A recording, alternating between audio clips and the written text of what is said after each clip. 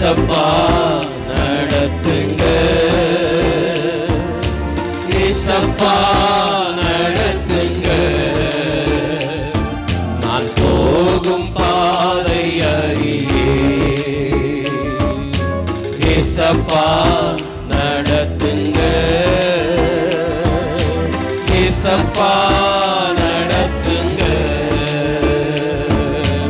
உங்க வழி என் வழி, அது நித்திய ஜீவன் செல்லும் வழி. உங்க வழி என் வழி, அது நித்திய ஜீவன் செல்லும் வழி. நான் போகும் பாதை அறியே. ஏசப்பா நடத்துங்க, ஏசப்பா நடத்துங்க, ஆபிரகாமை புறப்பட்டு போய் என்று விசுவாசத்தில் அவன் கூறப்பட்டான். ஆபிரகாமை கூறப்பட்டு போய் என்று விசுவாசத்தில் அவன் கூறப்பட்டான். அவன் சந்ததியை ஆசீர்வதித்தீ விசுவாச தந்தையாக்கினீ. அவன் சந்ததியை ஆசீர்வதித்தீ விசுவாச தந்தையாக்கினீ. உங்க வழி என் வழி, அது நித்திய ஜீவன் செல்லும் வழி. அறிக்கையிடுங்க, உங்க வழி என் வழி, அது நித்திய ஜீவன் செல்லும் வழி. போகும் பாதை அறியே. ஏசப்பா நடத்துங்க, ஏசப்பா நடத்துங்க, இஸ்ரவேலை நடத்தி சென்றீ மேக ஸ்தம்பமாய் அக்கினி ஸ்தம்பமாய் இஸ்ரவேலை நடத்தி சென்றீ மேக ஸ்தம்பமாய் அக்கினி ஸ்தம்பமாய் செங்கடலை நீர் பிளந்தீ வெற்றி நடை போட வைத்தீ. நன்றி ஆண்டவரே. செங்கடலை நீர் பிளந்தீ வெற்றி நடை போட வைத்தீ. உங்க வழி என் வழி, உங்க வழி என் வழி, அது நித்திய ஜீவன் செல்லும் வழி. உங்க வழி என் வழி, அது நித்திய ஜீவன் செல்லும் வழி. நான் போகும் பாதை அறியே. ஏசப்பா நடத்துங்க, ஏசப்பா நடத்துங்க, ஜீவனுக்கு போகிற வாசல் அது இடக்கமும் வழி நெருக்கமானது. ஜீவனுக்கு போகிற வாசல் அது இடுக்கமும் வழி நெருக்கமானது. அது பரிசுத்த ஜீவ வழி. நீயோ இயேசுவிடம் வந்து விடு, அது பரிசுத்த ஜீவ வழி. நீயோ இயேசுவிடம் வந்து விடு. உங்க வழி என் வழி, அது நித்திய ஜீவன் செல்லும் வழி. உங்க வழி என் வழி, அது நித்திய ஜீவன் செல்லும் வழி. நான் போகும் பாதை அறியே. ஏசப்பா நடத்துங்க,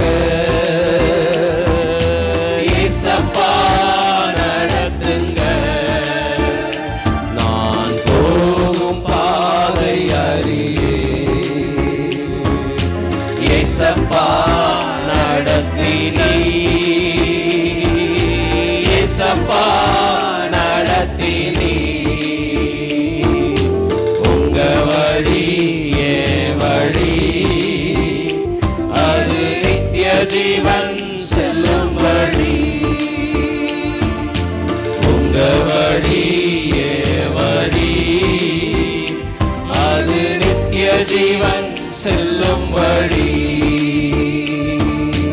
உங்க வழி ஏவழி, அது நித்திய ஜீவன் செல்லும் வழி.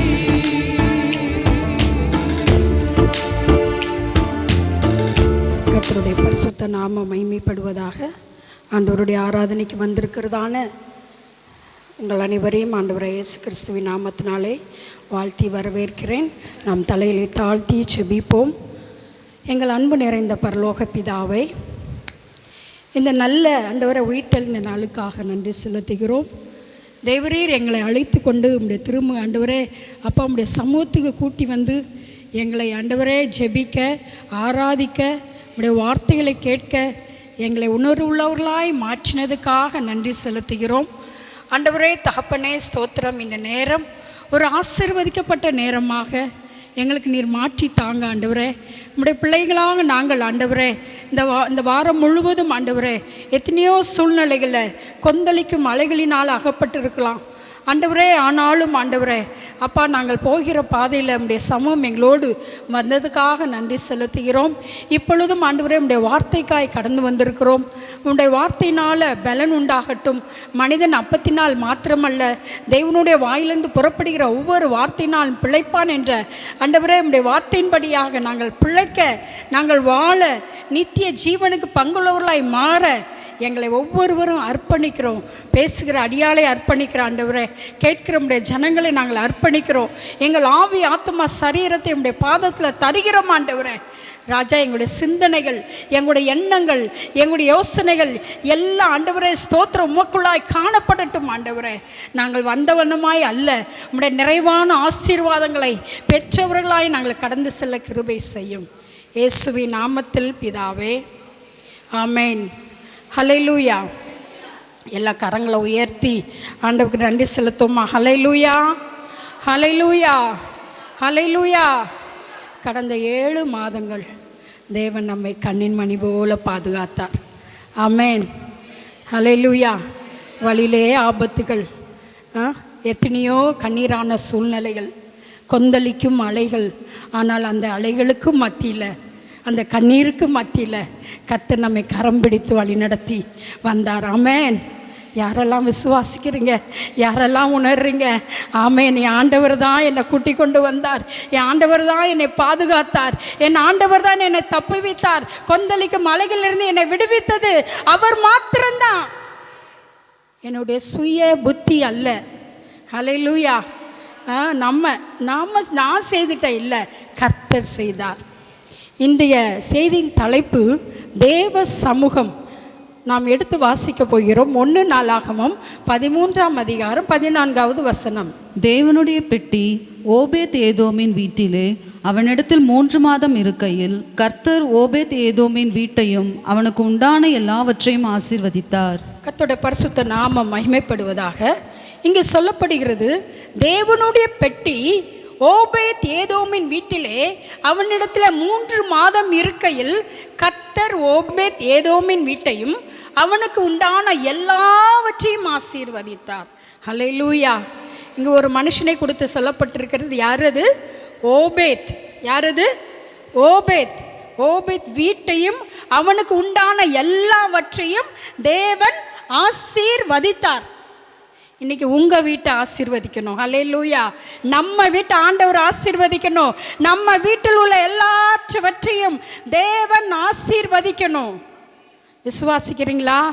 அன்று ஓபேத் ஏதோம் வீட்டை ஆண்டவர் ஆசீர்வதிப்பார் என்றால், இன்று உங்கள் வீட்டை, என் வீட்டை ஆண்டவர் ஆசீர்வதிக்க அவர் போதுமானவர்.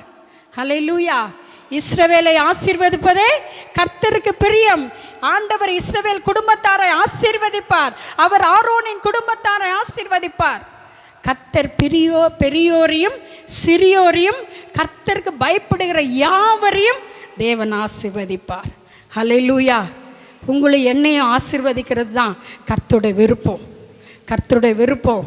இன்றைக்கி நீங்களும் நானும் எந்த உலகத்தில் வாழ்கிறோம்? பொறாமை நிறைந்த உலகத்தில் வாழ்ந்து கொண்டு இருக்கிறோம்.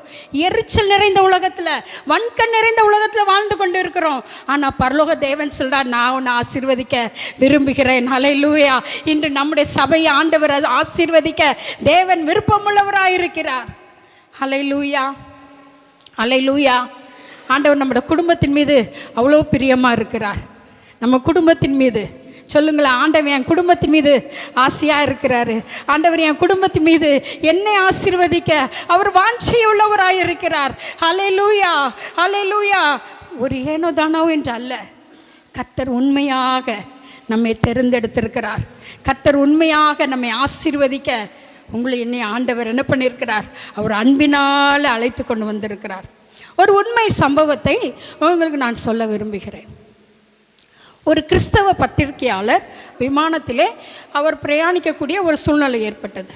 அவர் விமானத்தில் போகும் பொழுது அருகிலே அவருடைய இருக்கையிலே இன்னொரு பெண்மணி உட்கார்ந்திருந்தார்கள். அந்த விமானத்தில் எல்லாருக்கும் ஆகாரங்கள் எல்லா விமானத்துலேயும் சிற்றுண்டி ஏதாவது ஒன்று சாப்பிட கொடுப்பார்கள். அப்படி கொடுக்கும் பொழுது, ஆகாரம் கொடுக்கும் பொழுது எல்லாரும் அங்கே விமானத்தில் இருந்த எல்லாரும் வாங்கி அதை சாப்பிட்டார்களாம். அப்போது அவருடைய அருகிலே இருந்த அந்த பெண்மணி மாத்திரம் அவர்கள் ஆகாரம் வேண்டாம் என்று சொல்லிவிட்டார்களாம். இந்த சகோதரர் என்ன சொன்ன, நீங்கள் ஆகாரம் சாப்பிடவில்லையா, ஏன் சாப்பிடவில்லை என்று சொல்லி விசாரிக்கும் பொழுது அந்த சகோதரி என்ன சொன்னார்களாம், நான் உபவாசிக்கிறேன். என்னவா, நான் உபவாசிக்கிறேன் என்று சொன்னார்களாம். அப்பொழுது இவருக்கு ரொம்ப சந்தோஷம். இவர்களும் கிறிஸ்தவர்களாக இருக்கிறார்களே, உபவாசிக்கிறேன் என்று சொல்லிடுறார்களே என்று சொல்லி. அப்பொழுது அவர்கிட்ட கேட்டார்களா, நீங்கள் கிறிஸ்தவர்களா, நீங்கள் கிறிஸ்தவை உடையவர்களா என்று சொல்லி. அப்போ அந்த சகோதரி சொன்னார்களாம், நான் கிறிஸ்தவள் அல்ல, நான் கிறிஸ்துவுக்கும் எனக்கும் சம்பந்தம் கிடையாது. அப்படி என்றால் அவங்க சொன்னது ஒரு பதில் மிகுந்த அதிர்ச்சியாக இருந்ததாம். நான் சாத்தானின் கூட்டத்தை சார்ந்தவள், சாத்தானின் சபையை சார்ந்தவள். நான் எதற்கு உபவாசிக்கிறேன் தெரியுமா? கிறிஸ்தவ குடும்பங்கள் ஒன்றாக இருக்கக்கூடாது என்று எங்கள் தேவனாகிய லூசிஃபரிடம் நாங்கள் வேண்டிக் கொள்கிறோம். இதற்காக நாங்கள் உபவாசிக்கிறோம். எவ்வளோ ஒரு அதிர்ச்சியான சம்பவம் பாருங்களேன்.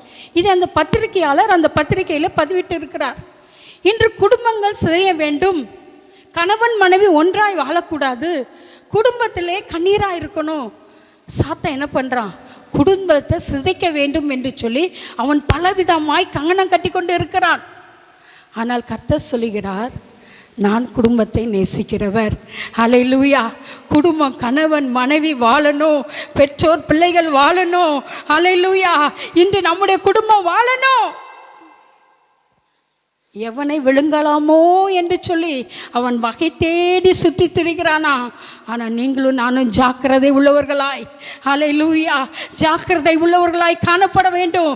நாம் வாசித்த வசனத்தை பார்க்கும் பொழுது, ஏதோமின் வீட்டை கர்த்தர் ஆசீர்வதித்தார், கர்த்தர் ஆசீர்வதித்தார் என்று பார்க்கிறோம். ஹல்லேலூயா. ஆண்டவருடைய படைப்பின் திட்டத்தில் பார்க்கும் பொழுது, ஆண்டவர் வானத்தையும் பூமியையும் படைத்தார். அந்த வானத்தை பூமி படைத்த தேவன் அதில் உள்ள எல்லாவற்றையும், சுடர்களை உண்டாக்கினார், நட்சத்திரங்களை உண்டாக்கினார், ஜீவராசிகளை உண்டாக்கினார், புல் பூண்டுகளை உண்டாக்கினார். இவை எல்லாவற்றையும் படைத்து விட்டு ஆண்டவர் என்ன சொன்னார் தெரியுமா? நல்லது, நல்லது. தான் படைத்த படைப்புகள் எல்லாம் நல்லது என்றார். ஆனால் மனிதனை படைத்து விட்டு என்ன சொன்னார் தெரியுமா? நல்லது அல்ல என்று சொன்னார். ஹல்லேலூயா. அவனுக்கு ஏற்ற ஒரு துணையை உண்டாக்க வேண்டும் என்று சொல்லி ஏவாளை உண்டாக்கி ஆண்டவர் என்ன பண்ணார்? அழகான ஏதேன் தோட்டத்துக்குள்ளாக அவர்களை கொண்டு வந்து வைத்தார். இந்த ஏதேன் தோட்டத்துக்குள்ளே அவர்களை கொண்டு வந்து வைத்துவிட்டு ஆண்டவர் சொன்னார், நீங்கள் பழகி பெறுங்கள் என்று ஆண்டவர் அவர்களை ஆசீர்வதித்தார். ஆனால் ஒரே ஒரு காரியம் செய்யக்கூடாது, அந்த தோட்டத்தில் உள்ள அந்த கனியை மாத்திரம் நீங்கள் புசிக்காதீர்கள் என்று சொல்லி ஆண்டவர் சொன்னார். சொல்லி கொஞ்ச நாட்களுக்குள்ளாகவே அவர்கள் ஆண்டவருடைய வார்த்தைக்கு கீழ்ப்படியாமல் போய்விட்டார்கள். அந்த அழகான குடும்பம், ஆதாம் ஏவாள் என்கிற குடும்பம், அவர்கள் கர்த்தருடைய வார்த்தைக்கு கீழ்ப்படியாமல் பாவம் செய்தார்கள் என்று சொல்லி பார்க்கிறோம். ஆதியாகமம் 3:8 தான் சொல்கிறது, பகலில் குளிர்ச்சியான வேளையிலே தோட்டத்தில் உலாவுகிற தேவனாகிய கர்த்தருடைய சத்தத்தை அவர்கள் கேட்டார்கள். அப்பொழுது ஆதாமும் அவன் மனைவியும் தேவனாகிய கர்த்தருடைய சந்நிதிக்கு விலக்கி தோட்டத்தின் விருட்சங்களுக்குள்ளே ஒளித்து கொண்டார்கள். கர்த்தர் உண்டு பண்ணின அந்த குடும்பம், கர்த்தர் உண்டு பண்ணின அந்த வீடு எப்படி இருந்ததா? கர்த்தருடைய சத்தத்திற்கு விலகி ஓடினார்கள், ஒளிந்து கொண்டார்கள் என்று பார்க்கிறோம். தேவனுடைய அந்த ஐக்கியத்தை மனிதன் இழந்தான், தேவனுடைய உறவை மனுஷன் இழந்தான். ஹல்லேலூயா. அதனால் அங்கே தேவனுக்கும் மனுஷனுக்கும் ஒரு பெரிய பிளவு உண்டானது, ஒரு பெரிய கண்ணீர் உண்டானது. ஆண்டவர் அந்த குடும்பத்தை ஆசீர்வதிக்க வேண்டும் என்று விரும்பினார். ஆனால் அந்த குடும்பம் தேவனுக்கு பாத்திரமா இல்லை, தேவனுடைய மகிமைக்கு பாத்திரமா இல்லை. ஆண்டவர் அவர்களை அனுப்பிவிட்டார், ஏதேன் தோட்டத்திலிருந்து அவர்களை வெளியில் அனுப்பிவிட்டார், வெளியேற்றி விட்டார். இப்பொழுது ஆண்டவருடைய மனது வேதனையோடு இருக்கிறது.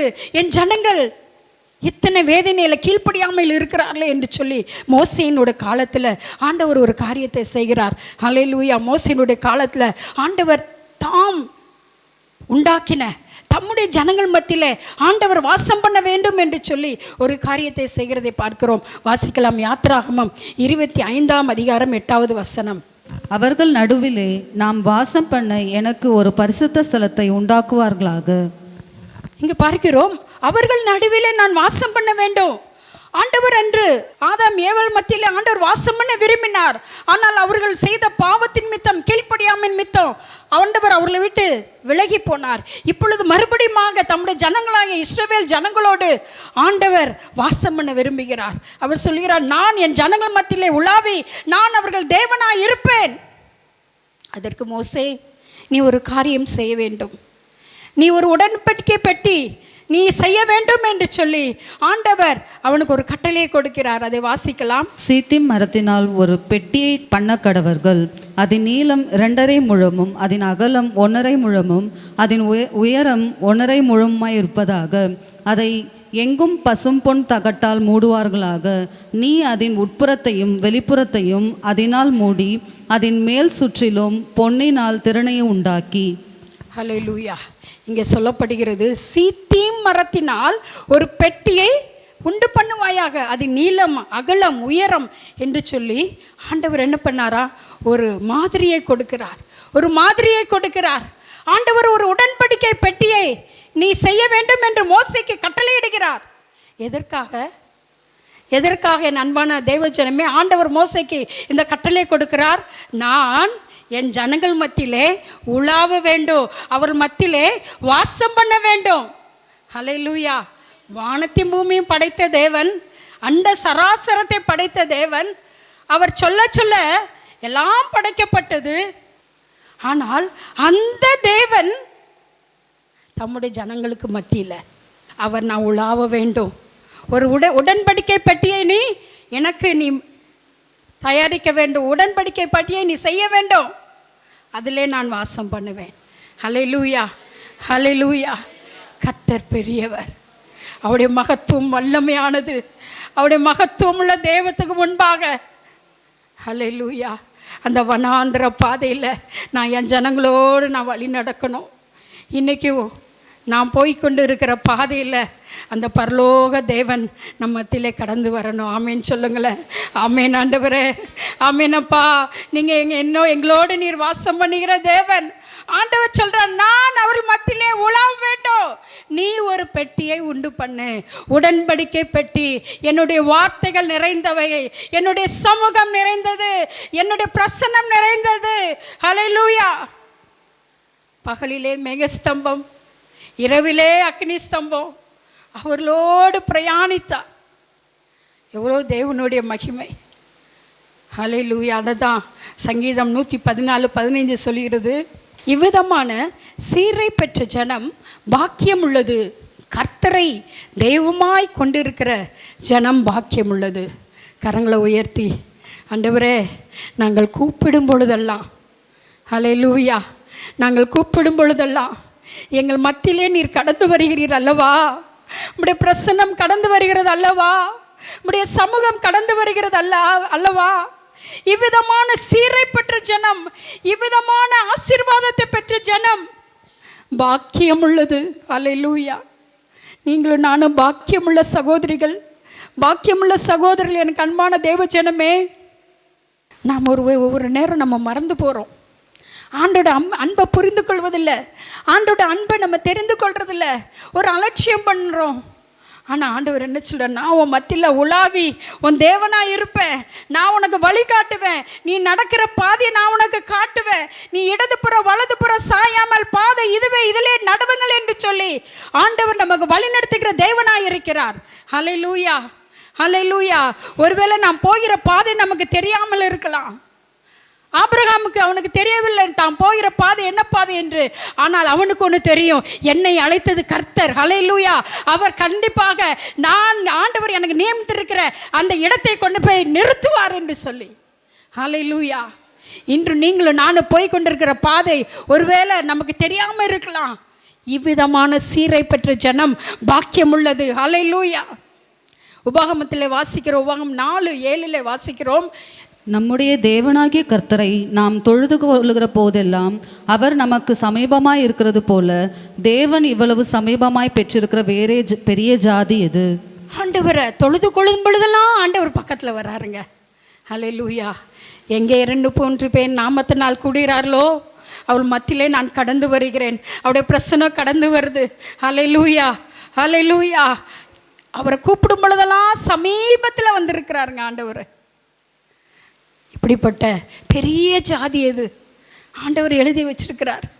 சமீபமாய் தேவனை இவ்வளவு சமீபமாய் நம்முடைய அருகில் வைத்திருப்பதுனால நீங்களும் நானும் பாக்கியமானவர்கள். நம்ம அதை உணர்கிறோமா? அந்த உடன்படிக்கை பெட்டியில் தேவனுடைய வார்த்தைகள் இருந்தது, தேவனுடைய பிரசன்னம் இருந்தது, தேவனுடைய சமூகம் இருந்தது. கர்த்தர் நம்மை அழைத்திருக்கிறார். நம் மத்தியில் ஆண்டவர் உலாவ வாஞ்சிக்கிறார். அந்த உலாவுவதற்கு நாம் இடம் கொடுக்கிறோமா? நாமே ஆராய்ந்து பார்ப்போம். இந்த பரிசுத்த உடன்படிக்கை பெட்டி இன்று எதற்கு ஒப்பிடப்பட்டுள்ளது என்று சொன்னால், யோவான் 1:14 வாசிக்கலாம். அந்த வார்த்தை மாம்சமாகி கிருபையினாலும் சத்தியத்தினாலும் நிறைந்தவராய் நமக்குள்ளே வாசம் பண்ணினார். அவருடைய மகிமையை கண்டோம். அது பிதாவுக்கு ஒரே பேரானவருடைய மகிமைக்கு ஏற்ற மகிமையாகவே இருந்தது. 1 கொரிந்தியர் 3:16 வாசிச்சிருங்க. நீங்கள் தேவனுடைய ஆலயமாய் இருக்கிறீர்கள் என்றும் தேவனுடைய ஆவி உங்களில் வாசமாய் இருக்கிறார் என்றும் அறியீர்களா? இங்கு சொல்லப்படுகிறது, அந்த வார்த்தை மாம்சமாகி. அன்றைக்கு உடன்படிக்கை பெட்டியின் மத்திக்குள்ள தேவனுடைய வல்லமை வெளிப்பட்டது, தேவனுடைய மகிமை வெளிப்பட்டது. ஆனால் இன்று பிந்தின இஸ்ரவேல் ஜனங்களாக இருக்கிறதான உங்கள் மத்தியிலே என் மத்தியிலே ஆண்டவர் எப்படி வெளிப்படுகிறாரா? அந்த வார்த்தை மாம்சமாகி கிருபையினாலும் சத்தியத்தினாலும் நிறைந்தவராய் என்ன பண்ணுதா? நமக்குள் வாசம் பண்ணுகிறார். ஹல்லேலூயா. இன்னைக்கு ஆண்டவர் என்ன பண்ணுறாரா? நம்முடைய இருதயத்துக்குள்ளே வாசம் பண்ணுறாருங்க. ஹல்லேலூயா, ஹல்லேலூயா. ஆண்டவராக இயேசு கிறிஸ்து இந்த உலகத்தில் வந்து மரித்து, அவர் ரத்தம் சிந்தி மரித்து நமக்காக நம்மை மீட்டெடுத்து அவர்களை தம்முடைய பரிசுத்த ரத்தத்தினால ஆண்டவர் நம்மை கழுவி சுத்திகரித்து அவருடைய பிள்ளைகளாய் மாற்றி இன்று நமக்குள் வாசம் பண்ணுகிறார். ஹல்லேலூயா, ஹல்லேலூயா. கரங்களை உயர்த்தி ஹல்லேலூயா, எனக்குள்ள நீர் வாசம் பண்ணுவதற்காக நன்றி ஆண்டவரே. அன்று இஸ்ரவேல் ஜனங்கள் மத்தியில் உலாவின தேவன் இன்று எனக்குள் நீர் உலாவி கொண்டிருக்கிறீர். ஹல்லேலூயா. அதைத்தான் கொரிந்தியரில் சொல்லப்படுகிறது, நீங்களே அந்த ஆலயமாயிருக்கிறீர்கள். ஹல்லேலூயா. யாரா? நாம தான் ஆலயங்க. கிறிஸ்து தங்குகிற ஆலயம் நாம தான். இன்னைக்கு நம்ம அதெல்லாம் அலட்சியப்படுத்துகிறோம். ஆண்டவர் எத்தனை முறை நான் துக்கப்படுத்துகிறோம். ஆண்டவர் எத்தனை முறை நான் ஆண்டவருக்கு புறமுகத்தை காட்டுகிறோம். இன்னைக்கு ஆண்டோட அன்புல எப்படி இருக்குது தெரியுமா? அப்படியே உதாசீனப்படுத்துகிறோம். இன்னைக்கு ஆண்டவருக்கு வாழ்கிறதெல்லாம் உதாசீனப்படுத்துகிறோம். ஒரு பொருளை விலை கொடுத்து வாங்கினா தான் அதனோட மதிப்பு தெரியும். ஆண்டவர் நமக்கு எல்லாவற்றையும் இலவசமாய் கொடுத்துருக்கிறார். அதனால் நம்ம என்ன பண்ணுறோம்? எல்லாவற்றையும் அலட்சியம் படுத்துகிறோம். வேண்டாம் சகோதர சகோதரிகளே, இந்த ஆலயம் கர்த்தர் தங்கும் இந்த ஆலயத்தை நாம் பரிசுத்தத்தோடு காத்துக்கொள்வோம். ஆமென். ஹல்லேலூயா, ஆண்டவர் விரும்பாத காரியம் நம்மளிடத்துல இருந்தா இன்னைக்கு ஒரு மனம் திரும்புதல் உண்டாகட்டும். ஆண்டவரே, அப்பா, நான் உமக்குள்ள நான் இன்னும் ஆண்டவரே நான் வேறு ஒன்றி நிற்கணும். ஆண்டவரே, எனக்கு நீர் உதவி செய்யும். ஆண்டவரே, ஹல்லேலூயா. நீர் எனக்குள்ள வாசம் பண்ணுகிறீர். நீங்களே அந்த ஆலயம் என்று சொல்லப்பட்டிருக்கிறது. இந்த ஆலயத்தை அப்பா நான் பேணி காப்பாற்றணும். ஆண்டவரே, தேவன் வாசம் பண்ணும் ஆலயம். ஆண்டவரே, இந்த உடன்படிக்கை பெட்டி, தேவனுடைய வார்த்தை, தேவனுடைய சமூகம் எனக்குள்ளே இருக்கணும். அப்பா ஆண்டவரே, நான் உம்மை பற்றி ஒரு நினைவில்லாமல் இருக்கக்கூடாது. ஆண்டவரே, ஒரு உணர்வு இல்லாமல் நான் இருக்கக்கூடாது. கோவேரி கழுதை போல நான் ஓடக்கூடாது. ஆண்டவரே, எனக்கு நீர் உதவி செய்யும். ஆண்டவரே, என்னை திருப்பும். ஆண்டவரே, நான் திரும்பி வந்துடுறேன்ப்பா. ஒருவேளை இந்த ஆலயத்தை நான் அந்த சரீரத்தை இந்த ஆலயத்தை உமக்கு பிரியமில்லாமல் நடந்திருந்தா என்னை ஒரு விசையாய் மன்னியும். ஆண்டவரே, என்னை ஒரு விசையாய் மன்னியும். ஆண்டவரே, ஆண்டவரத்தில் கேட்போம். ஆண்டவர் பெரிய காரியங்களை செய்வார். நம் மத்தியிலே தேவன் தம்முடைய வல்லமையை வெளிப்படுத்த போதுமான தேவனாய் இருக்கிறார். ஆண்டவர் சொன்னார், உடன்படிக்கை பெட்டியை உண்டு பண்ணுவாயாக என்று மோசேயின் காலத்திலே சொன்னார். ஆனால் யோசுவாவின் நாட்களிலே ஆண்டவர் அந்த உடன்படிக்கை பெட்டினாலே தம்முடைய ஜனங்களுக்கு ஒரு ஆசீர்வாதமான செயலை தேவன் செய்கிறதை பார்க்கிறோம். யோசுவா 3ஆம் அதிகாரம் 5வது வசனம். யோசுவா ஜனங்களை நோக்கி, உங்களை பரிசுத்தம் பண்ணி கொள்ளுங்கள், நாளைக்கு கர்த்தர் உங்கள் நடுவிலே அற்புதங்களை செய்வார் என்றான். உங்களை பரிசுத்தம் பண்ணி கொள்ளுங்கள், நாளைக்கு கர்த்தர் உங்கள் மத்தியிலே அற்புதங்களை செய்வார். யோசுவாவின் தலைமையின் கீழே ஜனங்கள் அந்த வனாந்தர பாதையிலே வந்து கொண்டு இருக்கிறார்கள். இப்பொழுது அவர்களுக்கு எதிராக யோர்தான் பிரவாகித்து வருகிறது. யோர்தான் அவளுக்கு முன்பாக தடையாக நிற்கிறது. ஆண்டவர் யோசுவாவுக்கு கட்டளையிடுகிறார், நீ ஜனங்களை பரிசுத்தப்படுத்து, நான் அவர்கள் மத்தியிலே அற்புதங்கள் செய்வேன்.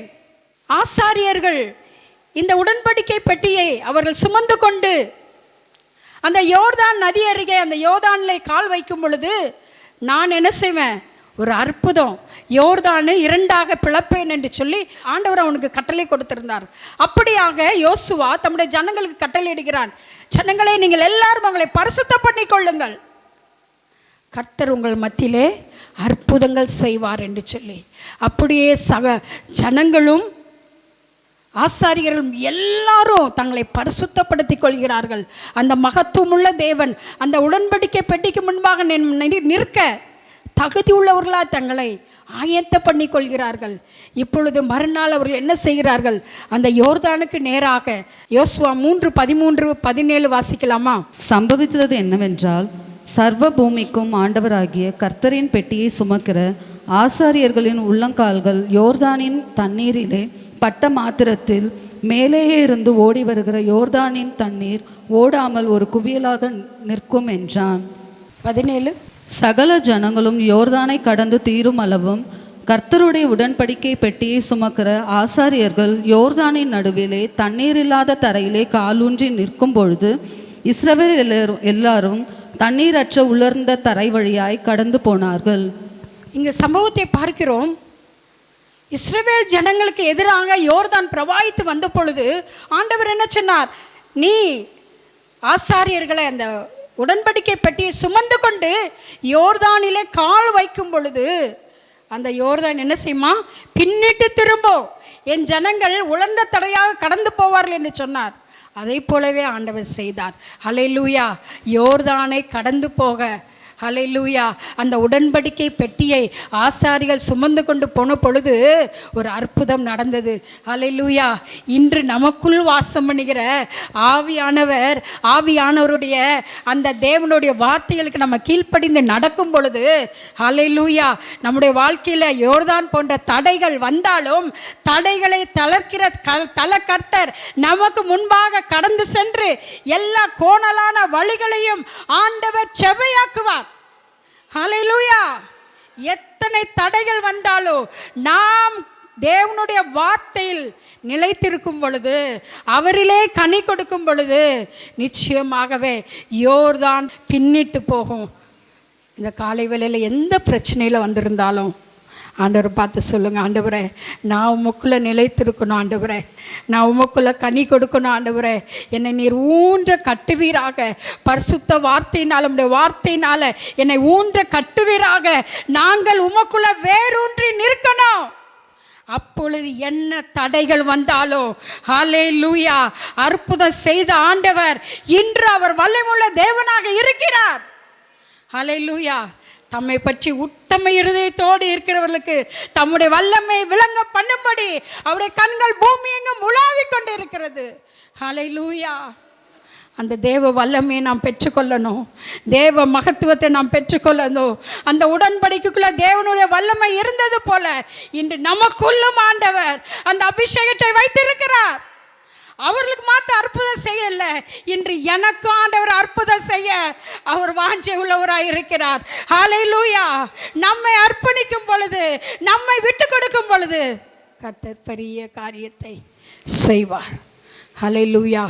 அன்று இஸ்ரவேல் ஜனங்களுக்கு உடன்படிக்கை பெட்டி யோசுவாவின் காலத்தில் அற்புதங்கள் நடந்தது போல இந்த நம்முடைய வாழ்க்கையிலும் தேவன் அற்புதம் செய்ய போதுமானவர். மோசே நாட்களில் ஆண்டவர் உடன்படிக்கை மாதிரியை காட்டினார். யோசுவாவின் காலத்தில் அற்புதத்தை செய்தார். ஏலின் நாட்களில் அந்த உடன்படிக்கை பெட்டியினால் என்ன நன்மை உண்டானது என்று பார்ப்போம் என்றால், ஏலி ஆசாரியனுடைய நாட்களில் ஒரு பெரிய யுத்தம் உண்டானது. பெலிஸ்தியர்கள் இஸ்ரவேலுக்கு விரோதமாக அணிவகுத்து நிற்கிறார்கள், விரோதமாக எழும்பி வருகிறார்கள். ஆண்டவரே ஆண்டவரேன்னு ஆண்டவருடைய சமூகத்தை பற்றி கொண்ட இஸ்ரவேல் ஜனங்கள் அவங்க தங்களை பரிசுத்தப்படுத்தி கொண்ட ஆண்டவர் சொல்கிற வார்த்தையெல்லாம் கேட்டு நடந்தாங்க. ஆண்டவர் அற்புதம் செஞ்சார். இங்கே ஏலியின் நாட்களில் ஒரு சம்பவம் நடக்கிறது.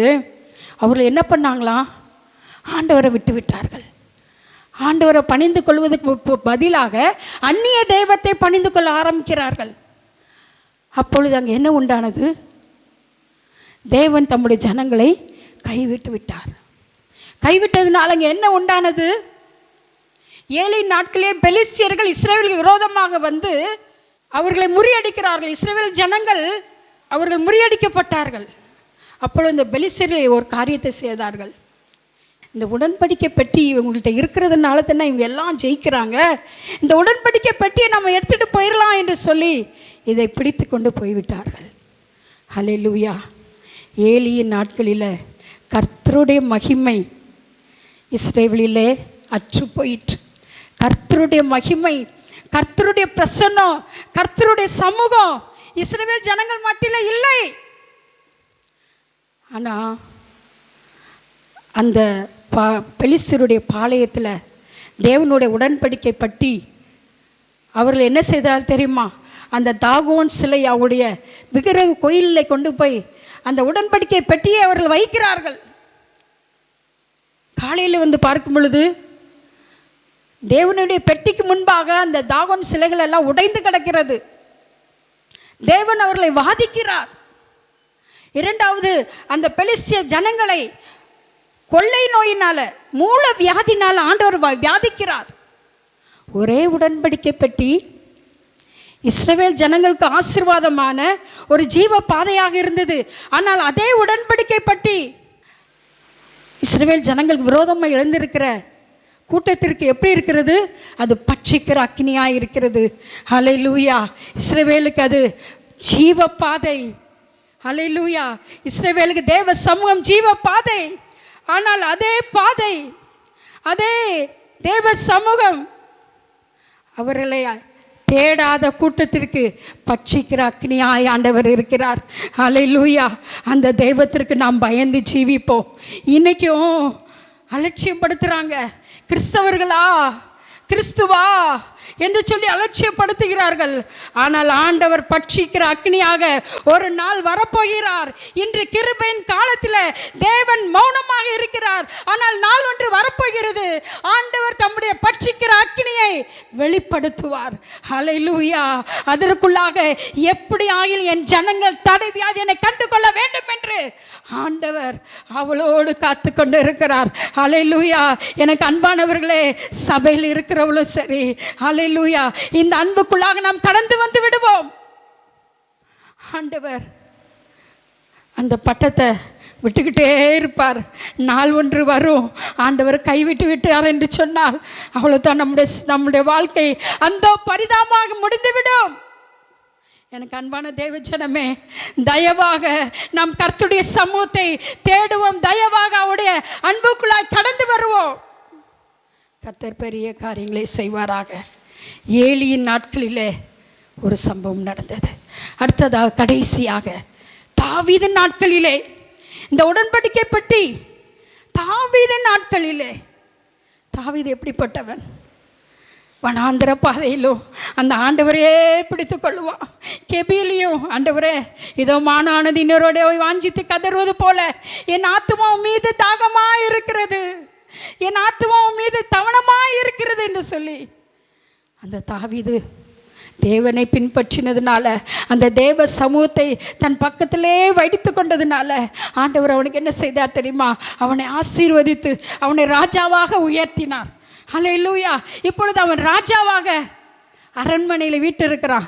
அப்பாட, நம்மள இருந்தால் சொல்லியிருப்போம், என் எதிரியெல்லாம் ஆண்டவர் என்ன பண்ணிட்டாரு, எல்லாரையும் முறியடிச்சிட்டாரு, நிம்மதியாக இருக்கிறான்டாப்பா அப்படின்னு அவன் இல்லைங்க.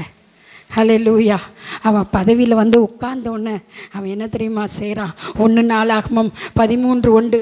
தாவீது 1000 பேருக்கு தலைவரோடும் 100 பேருக்கு தலைவரோடும் சகல அதிபதிகளோடும் ஆலோசனை பண்ணி, தாவீது 1000 பேரை வர வைக்கிறான்.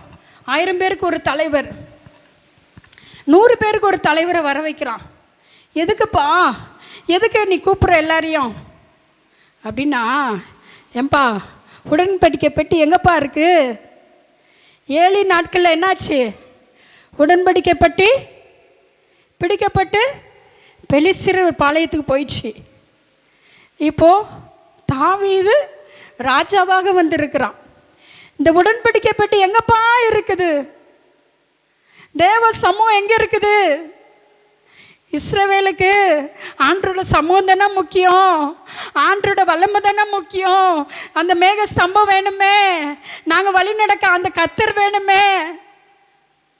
இந்த உலக மக்களுக்கு வேணாம், அவங்களோட வழி வேணால் எப்படியா இருக்கலாம், ஆனால் உங்களுக்கு எனக்கும் அந்த தேவ சமூகம் வேணுங்க. அந்த தேவ சமூகம் இல்லைன்னா நம்மளால் வாழ முடியாது. அந்த தேவன் நம்மோடு இருக்கணும். ஆண்டவர் சொல்லியிருக்க, நான் உன்னோடு இருப்பேன். ஹல்லேலூயா. நான் உனக்குள்ளே இருப்பேன், நான் உன்னை காப்பாற்றுவேன், உன் பாதையில் நான் வருவேன். ஹல்லேலூயா. தாவீதுக்கு ஒரு வாஞ்ச, அந்த உடன்படிக்கை பெட்டி எங்கப்பா இருக்குது, வாங்கப்பா கூப்பிட்றான். எல்லா தலைவர்களையும் அழைத்து 3வது வசனம் சொல்லுது பாருங்க, நமது தேவனுடைய பெட்டியை திரும்ப நம்மிடத்திற்கு கொண்டு வருவோமாக, சவுலின் நாட்களில் அதை தேடாதே போனோம் என்றான். 4வது வசனம், இந்த காரியம் சகல ஜனத்தின் பார்வைக்கும் செம்மையாயிருந்தபடியால் சபையார் எல்லாரும் அப்படியே செய்வோம் என்றார்கள். இங்கே ஒரு சம்பவம். தாவீது தம்முடைய ஜனங்களெல்லாம் கூப்பிட்றான், தலைவர்களை கூப்பிட்றான், எல்லாரையும் வாங்க கூப்பிட்டு நம் தேவனுடைய பெட்டியை திரும்ப நம்மிடத்தில் கொண்டு வருவோம், நம்ம இழந்து போன தேவனுடைய பெட்டியை கொண்டு வருவோம் வாங்க. ஜனங்க சொல்கிறாங்க, இந்த காரியம் ஜனத்தின் பார்வைக்கு செம்மையாக இருந்ததுனால எல்லாரும் அதை செய்யலாம் என்று ஒத்துக்கொண்டார்கள். தாவீது ஒரு முயற்சி எடுக்கிறான். தாவீதுக்கு அந்த முயற்சிக்கு ஜனங்கள் எல்லாம் என்ன பண்ணுறாங்க, ஒரு மனமா சரி நம்ம எல்லாரும் செய்வோம். என்ன பண்ணலாம், போய் தாவீதின் தேவனுடைய பெட்டியை நம்முடைய பட்டணத்துக்கு கொண்டு வந்து விடுவோம். இவ்வளவு நாள் நம்ம என்ன பண்ணியிருக்கோம், அந்த பெட்டியை நம்ம மறந்து போயிருக்கிறோம். ஒருமனப்படுறாங்க, முயற்சி எடுக்கிறாங்க. இன்னைக்கு குடும்பத்துக்குள்ளேயும் கணவன் மனைவி 2 பேரும் முயற்சி எடுத்து ஒருமனப்பட்டு திரும்ப தேவனுடைய சமூகத்தை தேடும் பொழுது, ஹல்லேலூயா, பிரயாசப்படும் பொழுது ஆண்டவர் அந்த காரியத்தை வாய்க்க பண்ணுகிற தேவனாக இருக்கிறார். ஆமென், ஹல்லேலூயா.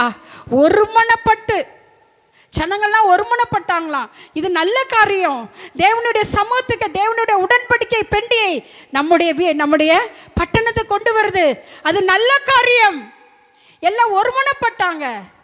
தாவீது முயற்சி எடுத்தான், ஒருமனப்பட்டாங்க, செயல்படுத்தினாங்க. இன்னைக்கு நம்மளுடைய வீட்டிலையும் கணவன் சொல்றத மனைவி கேட்டு, மனைவி சொல்றத கணவன் கேட்டு, குடும்பத்தில் தேவனுடைய சமூகம் வருவதற்கு நாம திரும்ப ஆண்டவர் நம்மை ஆசீர்வதிக்க போதுமான தேவனாய் இருக்கிறார். பூமியிலே ஒருவர் இருவர் ஒருமனப்பட்டு நீங்கள் வேண்டிக் கொள்வது எதுவோ அது பரலோகத்தில் இருக்கிற தேவனாலே உங்களுக்கு உண்டாயிருக்கும். ஹல்லேலூயா. இன்னைக்கு கணவன் சொல்றத மனைவி கேட்கறதில்ல, மனைவி சொல்றத கணவன் கேட்கறதில்ல. இந்த நிலையெல்லாம் மாறட்டும் ஆண்டவரே. நாங்கள் திரும்பி ஆண்டவரே உடன்படிக்கை பெட்டிய எங்களுடைய ஆண்டவரே பரிசுத்த ஆண்டவரே எருசலேம் பட்டணத்துக்கு நாங்கள் கொண்டு வருவோம் ஆண்டவரே. நம்மை விட்டு கொடுப்போமா? ஹல்லேலூயா, ஹல்லேலூயா. கர்த்தர் தாமே நம்மை ஆசீர்வதிப்பாராக. தேவ சமூகம் வருவதற்கு நாம் எவ்வளவு பிரயாசப்பட்டாலும் ஒரு நாள் என்ன ஒரு நாள் அதனுடைய பலனை நம்ம பார்ப்போம். ஹல்லேலூயா. கர்த்தர் நம்ம வீட்டுக்குள்ளே இருக்கணுங்க, கர்த்தர் நமக்குள்ளே இருக்கணுங்க, அந்த தேவ சமூகம் நமக்குள்ளே இருக்கணுங்க, அந்த கர்த்தர் நமக்குள்ளே இருக்கணுங்க. ஹல்லேலூயா. தாவீது அவன் முயற்சி எடுத்தான். அருமையான வாலிபர்கள் முயற்சி எடுத்தார்கள். திரும்ப நம்ம என்ன செய்யணும்? அந்த காரியத்தை வாலிபர்கள் நம்ம எல்லாம் உருவாக்கணும், திரும்ப உருவாக்கணும்னு அந்த பிரயாசத்தை ஆண்டவர் ஆசீர்வதித்தார். இன்னைக்கு நம்ம பிரயாசம் எடுக்கிறோம். அந்த பிரயாசத்தில் கண்ணீர் இருக்கலாம், வேதனை இருக்கலாம், கலக்கம் இருக்கலாம், நம்ம போகிற பாதையில் வேதனை கண்ணீர் இருக்கலாம். ஆனால் அதுக்கு மத்தியில் கர்த்தரை தேடும் பொழுது ஹல்லேலூயா ஒரு பெரிய நன்மை தேவன் வைத்திருக்கிறார். அங்கே சொல்லப்படுகிறது, நமது தேவனுடைய பெட்டியை திரும்ப நம்மிடத்திற்கு கொண்டு வருவோமாக, சவுலின் நாட்களில் அதை தேடாதே போனோம் என்றான். இங்கு ஆண்டவர் ஒரு வார்த்தையை பதிவிட்டிருக்கிறார். சவுலின் நாட்களிலே, சொல்லுங்களேன், கொஞ்சம் வாயத்திறந்து சொல்லுங்களேன். ஸ்க்ரீனில் வரும், பார்த்து சொல்லுங்களேன், பைபிளை பார்த்து சொல்லுங்கள். சவுலின் நாட்களிலே அதை தேடாதே போனோம். சவுல் யாரு? ராஜா, முதல் ராஜா. இஸ்ரவேலுக்கு முதல் ராஜா யாரு? சவுல். அவன் கோத்திரத்திலே சிறிய கோத்திரத்தில் உள்ளவன் குடும்பம். அவன் குடும்பம் கோத்திரத்தில், பென்யமீன் கோத்திரத்திலே சிறிய குடும்பம். ஆனால் கர்த்தர் அவனை உயர்த்தினார். ஹல்லேலூயா. அவன் ராஜாவாக உயர்த்தினார். ஆனால் அந்த ராஜாவான சவுல், அவனுக்கு உயர்வு வந்த பொழுது அவன் கர்த்தரை தேடவே இல்லை. அவன் கர்த்தருடைய உடன்படிக்கை குறித்து அந்த எண்ணமே இல்லாமல் இருந்தது.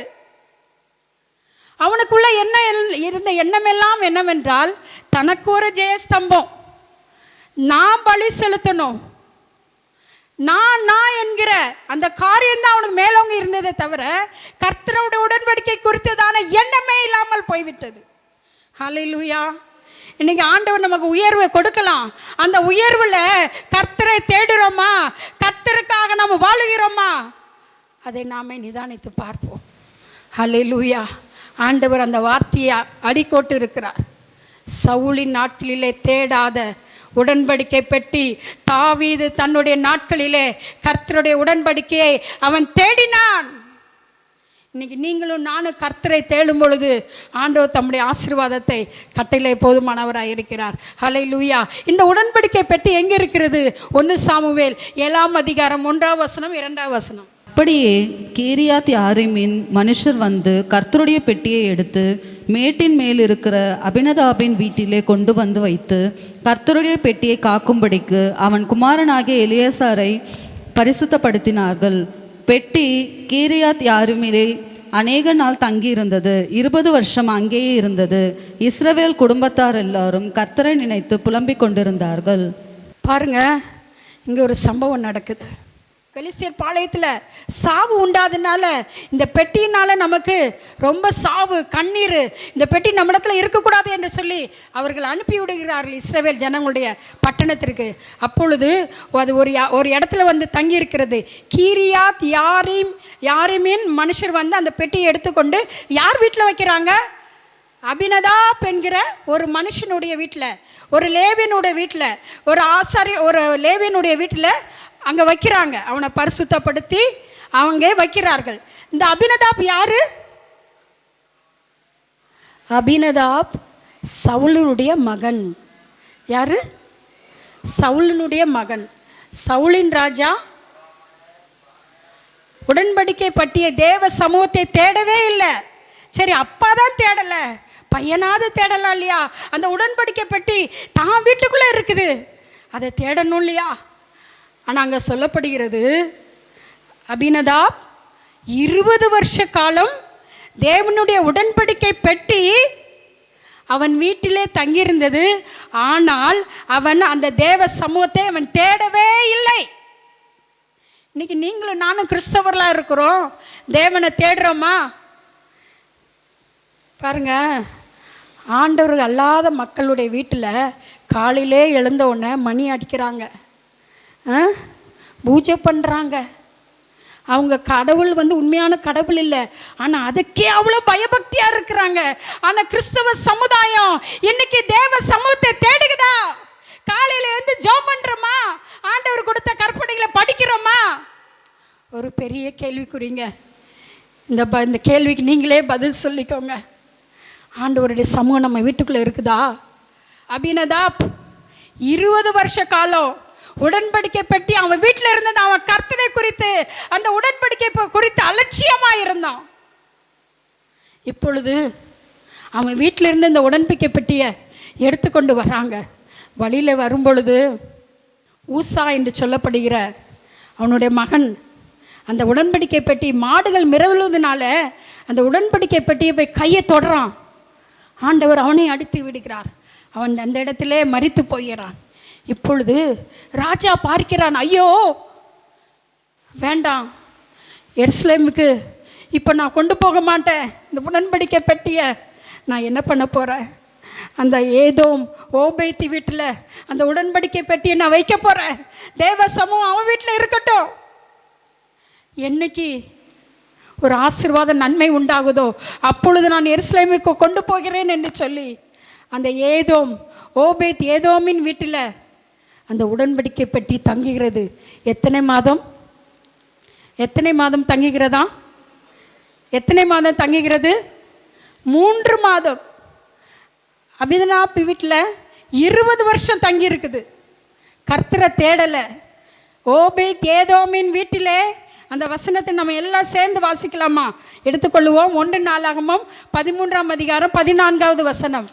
தேவனுடைய பெட்டி ஓபேத் ஏதோமின் வீட்டிலே அவனிடத்தில் 3 மாதம் இருக்கையில் கர்த்தர் ஓபேத் ஏதோமின் வீட்டையும் அவனுக்கு உண்டான எல்லாவற்றையும் ஆசீர்வதித்தார். ஹல்லேலூயா. எத்தனை மாசங்க இருந்தது? 3 மாசம்தான் இருந்தது. ஆனால் இந்த ஓபேத் ஏதோமை தேவன் ஆசீர்வதிக்க காரணம் என்ன? நம்முடைய ஆண்டவர் பட்சபாதம் உள்ளவரா? சவுலின் மகனுடைய வீட்டில் ஆண்டவருடைய பெட்டி இருக்கும்போது ஆண்டவர் அவனை ஆசீர்வதிக்கல. இங்கே ஓபேத் ஏதோமை வீட்டில் 3 மாதம் இருக்குது, ஆண்டவர் ஆசீர்வதிக்கிறார். அப்போ ஆண்டவர் என்ன ஓர வஞ்சனை உடையவரா? இல்லை.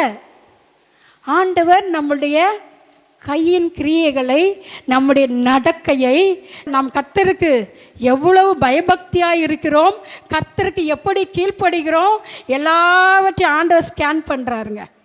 ஹல்லேலூயா. ஒரு ஸ்கேன் மிஷின் நம்ம எங்கன்னா போனோன்னு வச்சுக்கோங்களேன், நம்மளை அப்படியே ஸ்கேன் பண்ணோம். மனுஷன் உண்டாக்குன மிஷினு நம்ம ஸ்கேன் பண்ணுது. ஆனால் தேவாதி தேவன் ஹல்லேலூயா நம்மளை ஸ்கேன் பண்ணுறாருங்க.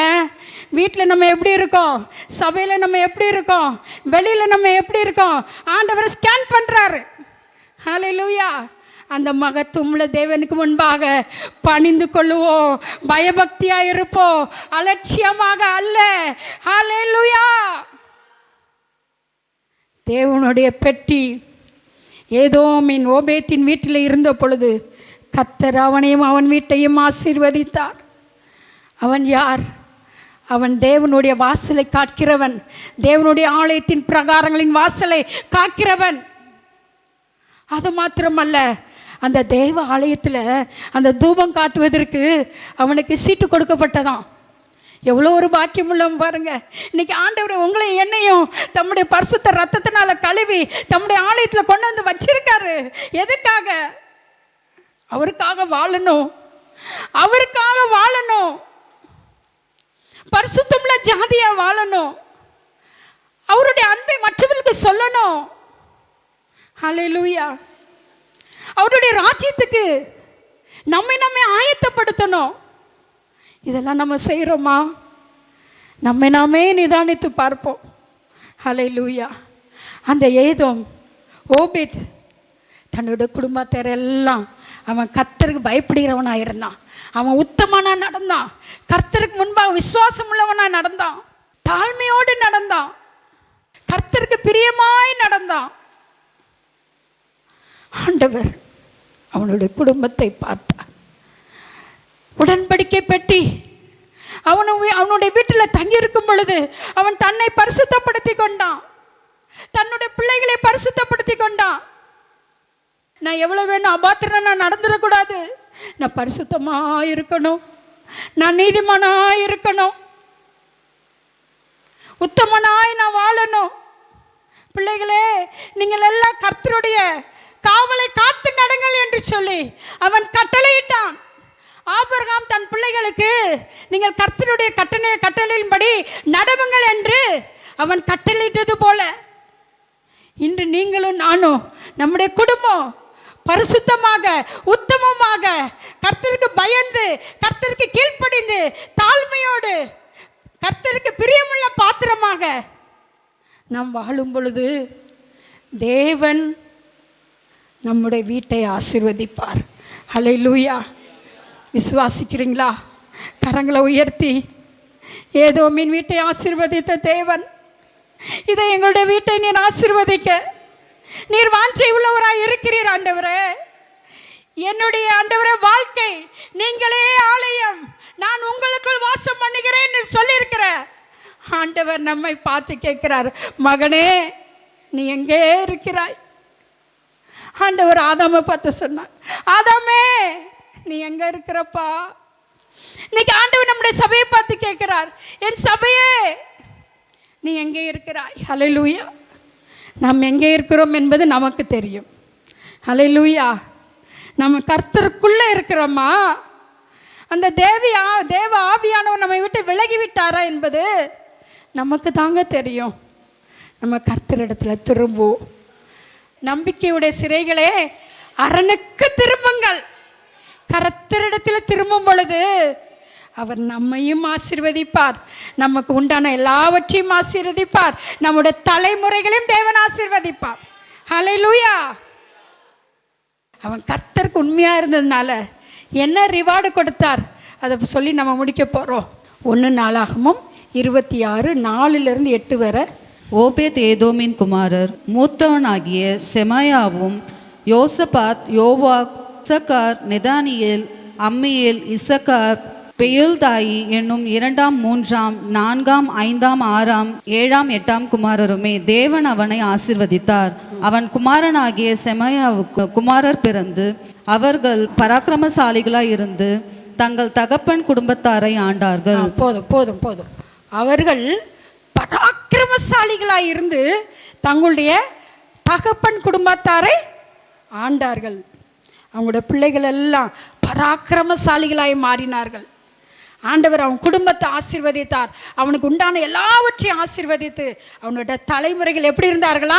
பராக்கிரமசாலிகளாய், கர்த்தருக்கு முன்பாக ஊழியம் செய்கிறவர்களாய் 62 பேர்களாய் இருந்தார்கள் என்று வேதம் அவனை குறித்து பதிவிடுகிறது. எனக்கு அன்பானவர்களே, கர்த்தரை நாம் சார்ந்து கொள்வோம். நம்முடைய வீடு கர்த்தருக்கு முன்பாக இருக்கட்டும், நம்முடைய சபை கர்த்தருக்கு முன்பாக இருக்கட்டும். கர்த்தர் நம்மை ஆசீர்வதிக்க போதுமானவராக இருக்கிறார். நம்ம முழங்கால் படிட்டு நம்ம செவிக்கலாமா? ஸ்தோத்திரம் ஆண்டவரே. ஹல்லேலூயா. யோசுவா சொல்லுகிறான், யோசுவா 24:15 சொல்லுகிறது, நானும் என் வீட்டாரமோ என்றால் கர்த்தரையே சேவிப்போம். இஸ்ரவேல் ஜனங்களை குறித்து நீங்கள் யாரை சேவிக்க போகிறீர்கள்? நீங்கள் எமோரிய தேவர்களை சேவிக்க போறீர்களா அல்லது கர்த்தரை சேவிக்க போகிறீர்களா? நானும் என் வீட்டாரும் கர்த்தரையே சேவிப்போம் என்று அர்ப்பணித்த யோசுவாவை போல, ஒரு ஓபேத் ஏதோமை போல இன்று நீங்களும் நானும் கர்த்தரை தேடுவோம். கர்த்தர் பெரிய காரியங்களை செய்வாராக. கரங்களை தட்டி தேவனுக்கு நன்றி செலுத்துவோமா? ஒரு அருமையான கர்த்தருடைய வார்த்தைகளை இன்ற நாளிலே நாம் கவனித்தோம். தேவனுடைய உடன்படிக்கை பற்றி ஓபேத் ஏதோமின் வீட்டிலே இருக்கும் பொழுது கர்த்தர் ஆசீர்வதித்தார். அதே அபினதாபின் வீட்டில் அவன் தேடவே இல்லை. பெட்டி இருக்கிறது, ஆனால் தேவ சமூகம் இல்லை. அந்த தேவனுடைய பெட்டி இன்றைக்கு எதற்கு அடையாளம்னா தேவ சபைக்கு அடையாளம். ஒன்று கட்டடமாகிய சபை, இரண்டாவது நாமே ஆலயமாக இருக்கிறோம். அருமையானவர்களே, நாம் எப்படிப்பட்டவர்களாக இருக்கிறோம்? தெய்வ சமூகம் நம்மோடு கூட இருக்கிறதா? தேவனை தேடுகிறவர்களாக இருக்கிறோமா? இந்த செய்தி அப்படியே மறுபடியும் ரிப்பீட் பண்ணி சொல்கிறதுக்கு எனக்கு நேரம் இல்லை. ஆனால் ஓபேத் ஏதோமை கர்த்தர் அவனை மாத்திரம் ஆசீர்வதிக்கவில்லை, அவனை தலைமுறை தலைமுறையாய் கர்த்தர் ஆசீர்வதித்தார். அவன் கர்த்தருக்காக, தேவனுடைய ஆலயத்துக்காக தன்னை பரிசுத்தப்படுத்தி கொண்டான், தன்னை காத்து கொண்டான். ஆதலால் அவனுடைய தலைமுறைகளை கர்த்தர் ஆசீர்வதித்தார். சவுல் அதை செய்யவே இல்லை. ஆதலால் அவனுடைய தலைமுறை என்ன ஆனது? அவனுடைய தலைமுறையை காணவே இல்லை. தாவீது தேவனுடைய பெட்டியை கொண்டு வந்தான். அதை நாம் நம்முடைய ஆலயத்துக்கு கொண்டு வரும், நம்முடைய அந்த இடத்திலே கொண்டு வந்து நிலை நிறுத்துவோம் என்று கொண்டு வந்தான். அவனுடைய சிங்காசனத்தை கர்த்தர் உறுதிப்படுத்தினார். சகோதரனை, சகோதரியே, தேவனுடைய சமூகத்துக்கு நீங்கள் எவ்வளோ முக்கியத்துவம் கொடுக்குறீங்கன்றதை கர்த்தர் பார்த்துட்டே இருக்கிறார், ஸ்கேன் பண்ணிகிட்டே இருக்கிறார். எந்த அளவுக்கு பரிசுத்தம், எந்த அளவுக்கு முக்கியத்துவம் ஆண்டவர் ஆசீர்வதிக்கிறவர். ஹல்லேலூயா. நம்ம எல்லாரும் முழங்காற்படியிடுவோமாக. அடிமையான நம்மையுமே தேவாதி தேவன் மீட்டார். அடிமையான நம்மையுமே தேவாதி தேவன் மீட்டார். கீழ்ப்படிந்தே அவர் சத்தம் கேட்டு சாட்சியாய் ஜீவிப்பேயா. கீழ்ப்படிந்தே அவர் சத்தம் கேட்டு சாட்சியாய் ஜீவிப்பாயா. நானும் என் வீட்டாருமோ என்றார் கர்த்தரையே சேவிப்போம்.